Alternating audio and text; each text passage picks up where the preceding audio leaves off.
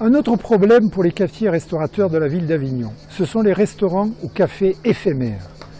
En effet, dès le 6 juillet, date de départ du festival, on voit s'installer des restaurants et des cafés et qui, bien entendu, le 27 juillet à la fin du festival, seront partis et auront pendant 3 semaines pris du chiffre d'affaires parmi les cafetiers et restaurateurs de la ville d'Avignon.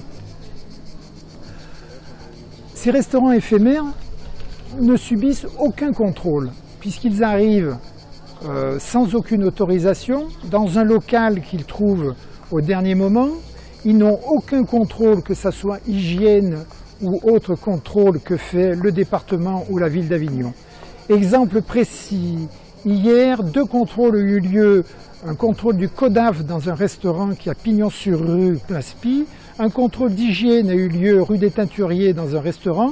Et bien les restaurants éphémères, dont je tairai les noms, eux n'ont subi aucun contrôle.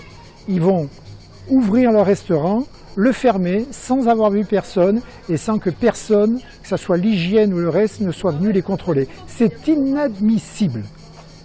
Ces restaurants éphémères qui s'installent le premier jour du festival et qui s'en vont à la fin du festival sont une concurrence déloyale pour les cafetiers et restaurateurs de la ville d'Avignon. Aussi, nous allons proposer à la mairie d'Avignon que ces restaurants éphémères soient pistés l'année prochaine et qu'on puisse avoir un contrôle sur les locaux vides pour pouvoir surveiller ceux qui vont s'installer au dernier moment. UMIH 84 doit être force de proposition auprès de la ville d'Avignon et éventuellement auprès de la préfecture du Vaucluse. Nous allons donc demander des réunions constructives dès le mois de septembre pour étudier tous ces problèmes.